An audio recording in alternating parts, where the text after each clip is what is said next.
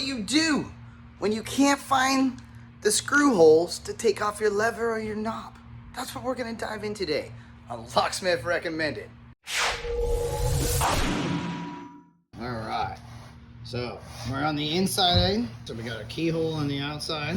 And what we wanna look for most commonly is towards the latch. And we're gonna look around the rosettes. These are called rosettes.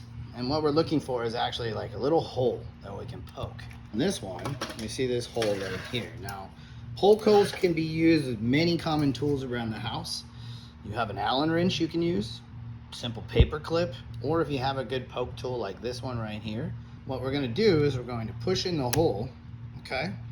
And it's pushing in a spring-loaded piece, and we're gonna pull out at the same time. Now, if I get the angle just right, you can see down that shaft right there, a spring-loaded piece. So on this one, the rosette, I see this little groove on the side for a little flathead to pop in. And then it comes off, and then look what we found. The hidden screws that we were looking for. How to remove a lock when you can't find the screws. They're usually hidden under the rosette. So that's a common lever. Let's look at the knob. The knob's a little bit different. Why? It's a little bit harder to see the poke hole.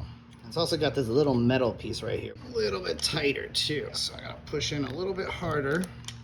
Sometimes you may have to shake them a little bit if they're sticking, or if it's a gunky lock like this one, boom, comes right off. And then on this one, it looks like the rosette comes off. And then on the knob, how to find the screws when you can't see them, hidden under the rosettes on the inside. So now we can just unscrew this, unscrew those.